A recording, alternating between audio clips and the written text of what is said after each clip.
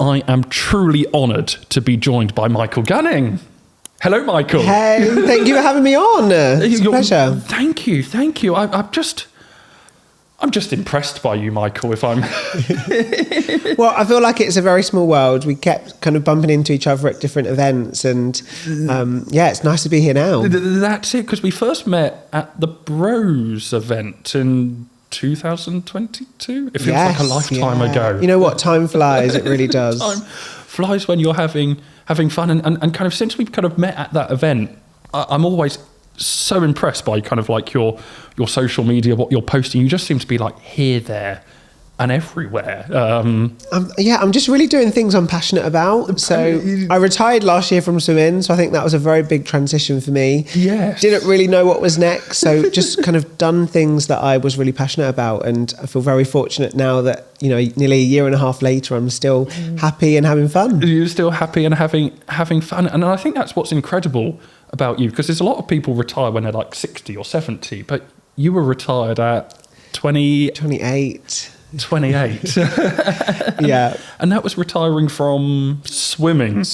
Yeah. I've done swimming all my life. I learnt to swim when I was 4. So 4. I think for me, I've been doing it for such a long time that it's been nice to do something different and kind of do other passions. I love that. And when you started swimming at 4, what was it? Did you think you would go into kind of swim professionally, or what was the reason behind just learning to swim? Not at all. No. So my parents actually kind of pushed me and my younger brother into learning to swim just to master the skill. Just for safety or? Safety. I was petrified of the water.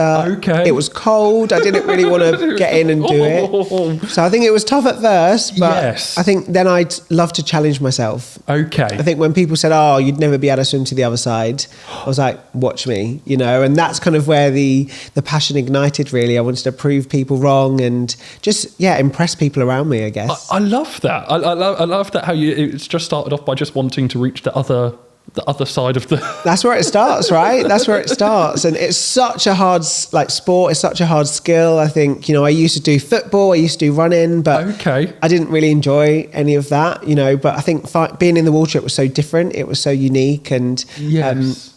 Can you swim? I don't even know. I can. I must say, I've not done swimming for a little while now, but I think that's the sort of similar one. Is I started off swimming, I think it must have been about 4 or 5. My mum just wanted me to learn to swim, and then it actually it was amazing how swimming proved useful later on. I think I was about 10 or 12, and I wanted to do kayaking. I used to do kayaking and canoeing at kind of a competition standard, but you never knew when you might fall out or and just learning to swim is such a valuable thing to sort of learn and know, and kind of you never know when you might need to swim, which is probably a good reason why you should learn to swim. It can save your life. Yes. The skill that you can go around the world, you could be on holiday, you can be doing, funny sports, extreme sports, and just having fun, but it can save your life. So I think now I'm so passionate about trying to get more people into the water, breaking down the different stereotypes and just getting people having fun. And having fun and breaking down different stereotypes. And kind of what are some of the stereotypes in swimming these days, or kind of like at the levels you were competing? I think there's so many stereotypes out there, so many myths, but I think the common one when I was learning to swim was that black people don't swim. Okay. Black people sink in water. And, I remember all my teachers I don't mean to laugh, but it's just hearing it being said. It's just... I'm proof now that actually black people, mixed race people can swim. We can float. I say float, it's actually quite hard to float. Even I have to work hard to float. Okay, but do white people just float? I don't actually, I'm not honestly, sure the differences, I don't Michael. think so. I don't even know. I think with every skill, you've got to work at it to be good and to get to a certain level. Yes. But I think obviously so many people of colour hear those stereotypes, hear what has been said, and just don't try it. No, it can be probably quite damaging or damaging to people individually, or if those stereotypes are floating around, it's like, how do you actually kind of like progress? You want to do something, but you just hear it, black people can't swim, or I'm not good enough, or I won't be able to do that. It probably actually, it's quite a toxic, not a toxic, it's like a bad, how do you progress from I know. To be honest with you, I feel like all my life I've been trying to prove myself to people, prove that I'm good enough, prove that I should be where I am in life, I guess, which I think is hard. It's hard to feel like you've always got that pressure of achieving and performing for others. Because at the end of the day, sport and swimming is just something I began to love. I enjoyed challenging myself, and I didn't really want the extra pressure of knowing that I should have been a certain way, Yes, yeah, I like that. And kind of with you challenging yourself and kind of pushing yourself, that must have, in swimming and kind of that progression, because you learned to swim at 4 years old, but then how did it kind of end up in like a bigger swimming professionally? How does that journey, tell me about that journey and that story. Yeah, so when I was 7, there was a swim coach that saw me in my lessons and said that you have talent, you should move to a swimming club. Okay. And I think at that point, I didn't really know what a swimming club was. Yeah, I've never heard of a swimming club. Yeah, it was very new to me because obviously I was just learning. I never really set out to, no one in my family swam. So I was pretty much, me and my brother said, yeah, let's give it a go. And suddenly we were doing 4 sessions a week after school. And that was like, wow, like that's quite a lot, really. That's, I think homework club on a Thursday was bad enough for me, but 4 swimming sessions. Yeah. And then it just increased, to 5 to 6 to 7, and then kind of when I retired, I was swimming 11 sessions a week for 2.5 hours each session. So it just took up my life, and I loved it. My God, but I think that's nice if you sort of just like genuinely loved it and genuinely had that passion, and kind of what did that lead on, like swimming professionally or joining the swimming club, kind of traveling around the world and competing. What sort of did you get up to in your professional swimming? Yes, career? So lots of travelling. I think my first international team was in 2010, where I qualified for Great Britain in the open water Europeans. Never done open water before. I was always a pool boy, but then suddenly I was swimming 10,000 metres outside in a sea, and that was another element as well. So that was my first Great Britain kind of, where I got the kit, where I got all of the stuff. And get all the thing, and you're about 17 at this age? Yes, yeah, 17. Kind of, which feels like a lifetime ago. But it's just like, when was I 17? Yes. But I remember it like yesterday. I think, being part of a team, being so enthusiastic and loving it, and getting to put on your team, your kind of team colours for the first time. There's no better feeling than that. Yes. I think that's what every athlete kind of aims to do, to represent their country. So felt extremely lucky. Yes. And, just kind of went on to my other best event was 200 butterfly. So I would kind of win lots of different competitions, win lots of medals at counties, regionals and nationals, and went from there. But I think the big turning point in my life was actually being involved in the Manchester bombing, or being there, being present. Being present, yeah. And I think it just changed my whole outlook on life. Okay. Really shook me up. I'd never seen a psychologist before, but after that point, I started to speak to a psychologist, and I think other things started to come out in my life I knew that I was suppressing my sexuality. I knew there were so many things that I was trying to face and deal with. There's quite a lot, because with the Manchester, you were probably early 20s at this? Yeah. Early 20s. Yeah, I went there with my best friend, my first ever concert. So you were actually at the concert? Yeah. I didn't, okay. And I think just that experience, when we was all running out, we was running away, I feel like that really made me realise the impact that I want to have in life. Yes. I was running away, and I feel like, you know me, I'm very happy. I always want to help people. Yeah, I always just love being around, because you've just got that infectious kind of positive energy, and I love it. Thank you. Yeah, but I think in that moment, I didn't necessarily help. I didn't look around. I didn't bring people up around me. I just ran with everyone else. And I think that regret kind of still eats away at me now, and I think that's why I'm so passionate about giving back to helping people, shining the light even more. And shortly after that, I decided to represent Jamaica. Okay. I think because I knew about my sexuality, I know that there's so many homophobic laws out in Jamaica that so many people look up to me and are inspired by me. So I thought, if I do that kind of in the Caribbean, that will be a light for them. But also, swimming's really underrated in Jamaica. Yeah, especially you were talking about earlier with the stereotypes. Yeah, everyone looks at athletics, everyone looks at Usain Bolt, and I wanted people to look at swimming. Yeah, because swimming is for everyone, and it was great to wear a different kit. My dad's Jamaican, so for me it was great that I managed to represent Great Britain and then now Jamaica. So you were able to, and was that kind of getting involved with the Jamaican swimming team? Or, yeah. So in 2016, I had to have a year out of competing in order for me to represent Jamaica. So lots of people don't know that transition, but you basically have to have a year out where you can't represent Great Britain or you can't compete. You can't compete, but you're obviously still training or practicing. Still training, still kind of doing race simulation in training. So I was still kind of racing, but not kind of internationally. No. And then, I qualified for the World Championships in 2017. Okay. Which was my first representation for Jamaica. And it was great. That's incredible. So then when you came to representing Jamaica, were you based out in Jamaica for your swimming, or you were based? No. Still lived in the UK, still trained with the British team, but it was all about times. Okay. So for me, it was about what times I set. I'm one of few international Jamaican swimmers. So there wasn't kind of a trials or world trials or anything like that. So it was just about posting the time. Okay. And kind of you get a letter in the post to say you've made this team and that team. So. Oh, well, or you get a letter through saying you don't make it, or okay. It's all just dependent on. No, definitely. It is so tough. I feel like sport, people don't necessarily understand the commitment, like swimming 25 hours a week plus in the water. Like, it's quite hard to explain. Yes. Yeah, but that must be a lot. 25 hours a week in the water. You're swimming, you're preparing. And I take that's the case you're on about pushing yourself. You're pushing yourself so much to make the best time. But at the same time, you don't know what times you're trying to push past because you don't know what your competitions. Yeah, of course. I think, we have goals. I always set short-term goals, medium-term goals, long-term goals. So I kind of knew what times I've always wanted to go. Yes. For 200 butterfly, getting under the 2 minutes was always the aim, and I managed to go 1 minute 57. Okay. So managed to make that goal, but you always want more. I wanted to go 1:56. Yes.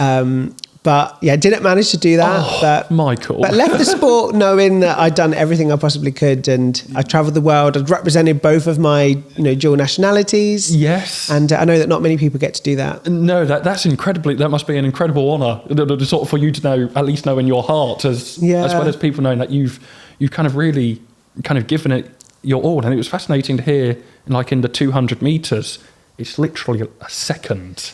Yeah, all that distance, and it's just made by. I know every second counts. I used to hate shaving my body, but everyone, at that elite level would used to shave their arms, shave their legs, and really, do you just sort of and you do feel an impact. You do really feel the difference when you dive into that water. You feel slick and you feel great, just kind of unstoppable. And that must take a lot of kind of diving into the water and the training and the practicing. And before you came on, I was having kind of a quick look through your Instagram, and I saw a video. Was it you used to train with like a metal pole? Oh, yes, yeah. I'd never seen, was that to sort of kind of maximise your arm?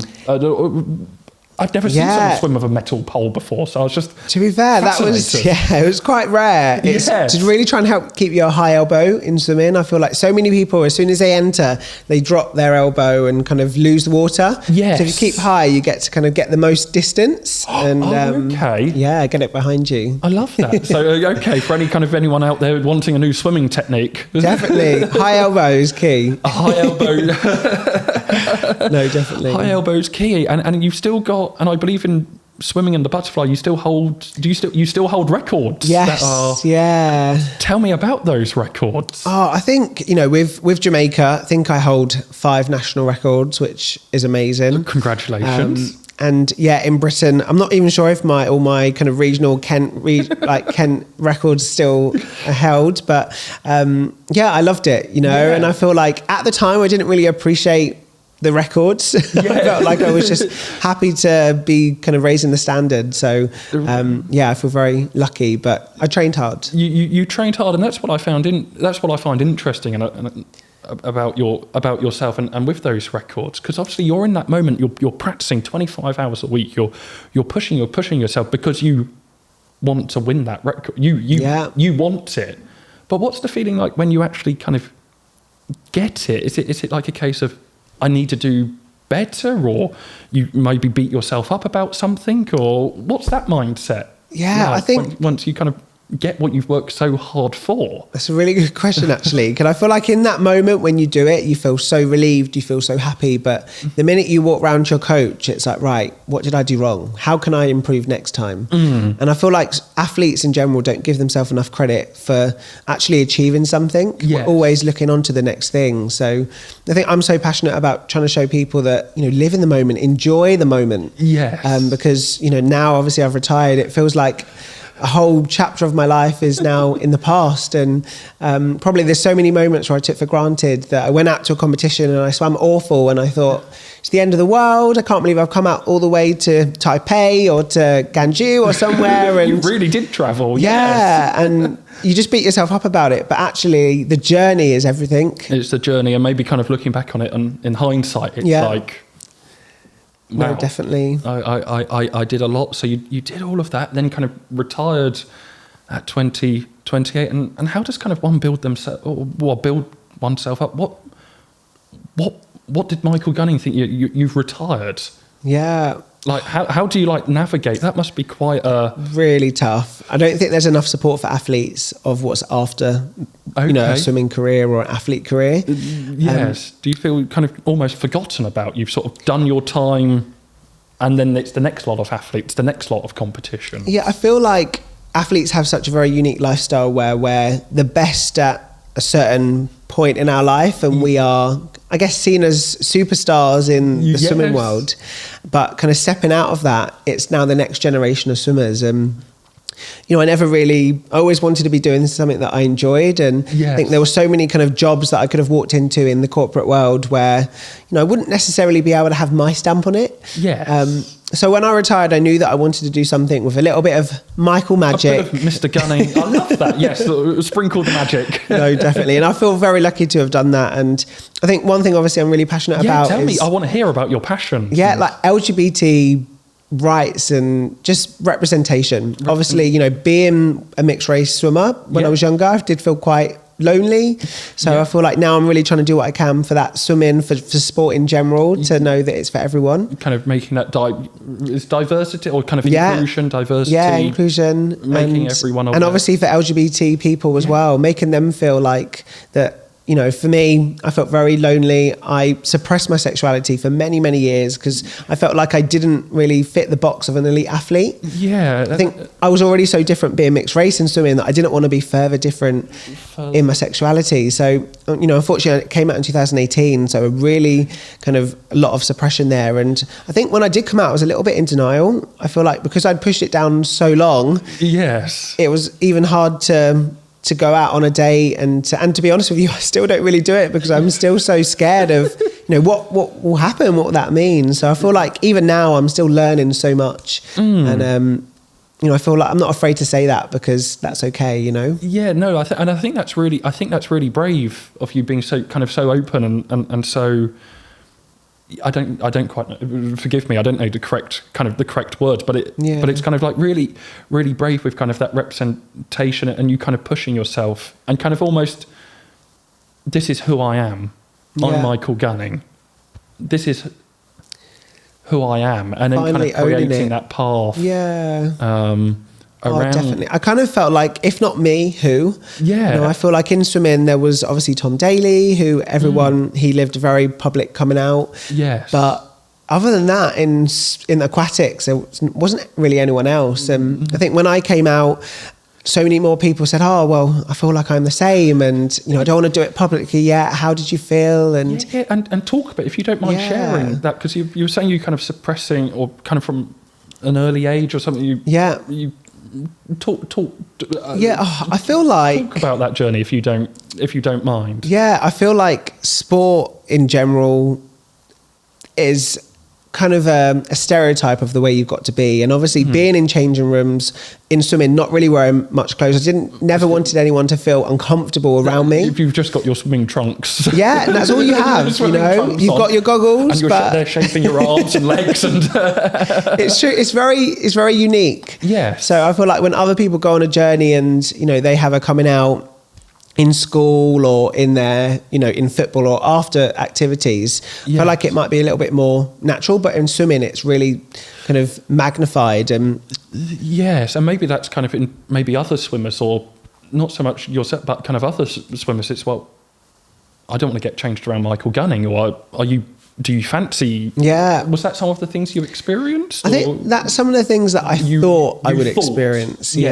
Yes. So, and that's why I suppressed it. That's why I didn't want to talk about it. I didn't want to segregate myself even more. No. But actually, since coming out in 2018, so many people all around the world were saying how great my story was, what a role model I was. And, I'm really good friends with Mark Foster. He used to swim on the British team, and he came out after he retired and basically said, I'd love to have come out in sport, but he just didn't feel like he could. And the fact that I could do that while I was still competing, while I'm still like a big role model for so many young and upcoming athletes and older generation athletes, I feel like, I'm really, really proud of that. Yeah, I'm really proud of that. that you sort of you've done that, and actually kind of almost now the voice or a spokesperson, or at least it's a passion of yours to. Oh, definitely. Sharing that message with everyone, inspiring more people, because, obviously sexuality is so wide. I feel like there's so much more I need to learn about it, to be honest. You're still, I'm still absorbing, the definitely. But I feel like actually speaking to more athletes, especially in football, where it is definitely hard to come out because there's not many openly gay players. Yes. I feel like, I'm just really trying to do my part to obviously inspire more and more people. I love that. And kind of through your process of inspiring people, is that kind of through social media or through going to schools, or kind of, talk about kind of that inspirational jourey you're going.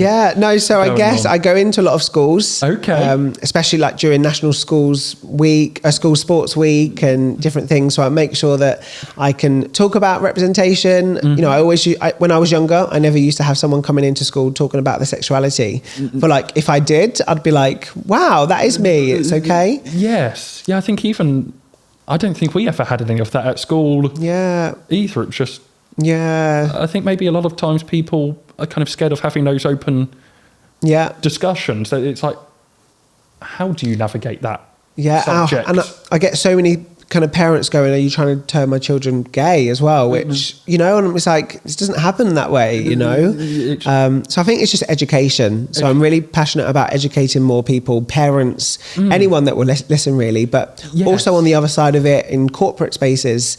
I do a lot of corporate speaking. I love talking to them and seeing what they're doing in the organization, because sometimes having an athlete perspective or just a completely different perspective can help ideas bubble, and it's like a fresh idea or a new perspective on. Yeah, because obviously for me, swimming was my job. Yes. I think people think, working a corporate job is so different to being an athlete, but the pool was my work office every day. The gym was my office, and actually if you don't have those safe environments that you can work in, those kind of different initiatives in place, it's really hard. Yes, hard to feel kind of comfortable or accepted, or definitely kind of be yourself. Okay, and with kind of your visits and the things you're teaching, would you kind of have any like key advice or advice to kind of parents with children, or people who themselves are thinking of kind of questioning their sexuality, or scared of being judged? Or I think my advice is always, everyone's on their own journey. Everyone will come out and feel authentic at different points. Yes. But also, if someone's struggling, everyone can be a good ally. It just doesn't take somebody from the LGBT community to support someone else from the LGBT community. Yes. I think some of my biggest supporters have been, straight, heterosexual people who just want to support, and sometimes ask the most crazy questions, but it's because they want to help. It's because they want to know what they can do. Yes. And with the group, would you have any examples of crazy questions people have asked you, or maybe a humorous one, or some interesting things you've just come across and thought, I'm not quite sure how to navigate that one? I think just how they probably think that I fancy every guy that walks into a room, but obviously that's not the case at all. So I guess it's just talking about my type, and like how everyone, obviously there's different sexualities, like pansexual, there's asexual as well. So I feel like even I'm like on the journey of learning and asking these different questions. But I think one thing that really helps me is like representation on screen. Yeah. I'm a massive fan of Heartstopper. Have you seen Heartstopper? No, tell me about Heartstopper, Michael. I can feel almost the same amount of passion as swimming as Heartstopper. So it's amazing. It's on obviously Netflix. Okay. I am really lucky to be friends with some of the cast as well. And they're all teenagers who themselves, they might be out. Obviously they might be playing a role, but they're portraying, you know, from a young age, coming out to parents, having those authentic conversations in schools. And I think it's just inspiring so many people. And seeing that, you know, if I saw that when I was a young person, I feel like I would have been inspired to be my authentic truth a little bit sooner. So I feel like, you know, representation on screen, even It's a Sin. Have you seen that one? No, I must say, no, I've not seen it. Is that on Netflix or? That is on Channel 4. Channel 4, okay. And it's all about HIV. And I feel like in the gay community and the LGBT community, it's a little bit of a stigma, it's a fear. Yeah. But actually that taught me so much about our history of how far we've come. But, you know, also, you know, now how fortunate we are to have lots of different, you know, medication like PrEP and different things. I've heard about PrEP, yes. Yeah, and I think, you know, my best piece of advice to anyone, even to you, you know, go and watch some amazing television shows. It will just allow you to see, you know, new life, new perspectives, and definitely inspires me. It definitely inspires you. I know I like that sort of that new inspiration, sort of kind of immersing yourself in maybe something or a topic people might be uncomfortable with or talking about. It just kind of allows that, I think, understanding. And I think a lot of times is that what people lack on this, is just kind of understanding of one another, or it's quite easy to dismiss. I had a friend of mine who came out when he was about 16. So this was year 11 of school. Yeah. And it was interesting catching up with him recently about it, because at the time he came out, the way people accepted him by coming out was by saying, we don't really care about if you're gay or straight or whatever you are. We just like you for you. And it was interesting hearing his side on that. Was he just wanted to be accepted, but through that it just felt like it was brushed, such a big thing that had been weighing on his chest, on his shoulders for years. I'd almost kind of just been kind of just like, oh, brushed out, you're gay, and just pushed under the rug. And I can really relate to that, actually, because I feel like when I actually came out on a dating show in 2018. Did you do a TV dating show? Yes, but that is all in the past. But I feel like, you know, when I did, I feel like there were so many people back home that were like, we know, like it's, you know, that's old news.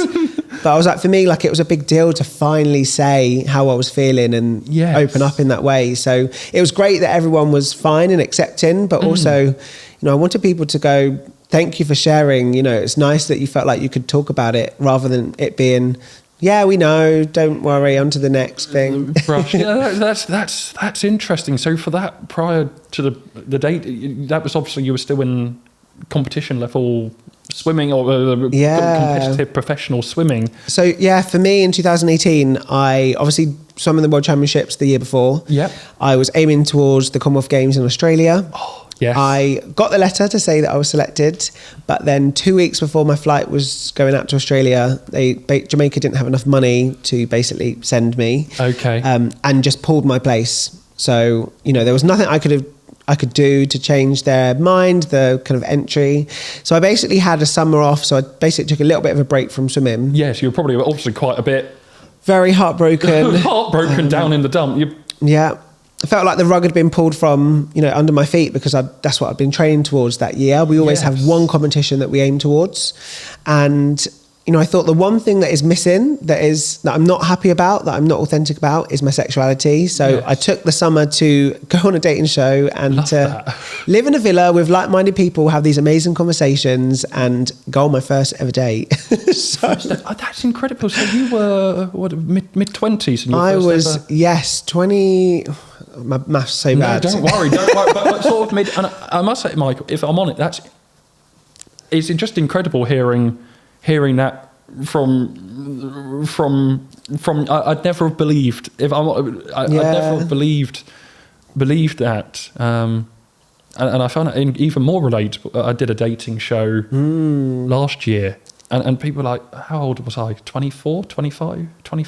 I don't know how old I was. You know, I haven't seen it as well. I do need to see it. And that was the same. It's like people think you did a dating, but honestly, it was like first adult girl. You just, when you're working or training, you just kind of pull it in. Yeah. You just forget about it. So that's quite brave. Sort of the first dating show on television with your first date and coming out at the same time. That's it's true. But I felt like, you know, I didn't want to have to sit down with everyone and tell everyone individually. Yeah. And it was just nice to do it on a television show and it just play and everyone knows. So yeah, it was great. I love that. But yeah. Yes. Oh wow. Wow. That's so much to sort of kind of put together. So you did the show, then the swimming things didn't happen. And would you say now, and kind of being retired, would you like to get more into television and kind of, you've still got the passion for swimming and promoting? What do you think the future steps is for Michael Gunning? My passion is all about inspiring more people. Yeah. Getting rid of stereotypes, being an inspiration for people, bringing light and love to people's lives. So I'd definitely love to get more into television and just inspiring people. Obviously, on television, it's a bigger exposure. And, you know, I feel like I want to resonate with as many people as I possibly can. Yes. Yeah, I'm looking forward to the future and seeing what is in store. Oh, I'm looking forward to seeing what the future has in store for you. Oh, thank you, Michael. I'll be watching on the Instagram, and thank you. You're welcome, and thank you so much for coming. Thank you so much for coming on, Michael. Oh, it's a pleasure. Keep shining the light. It's very inspiring. Thank you.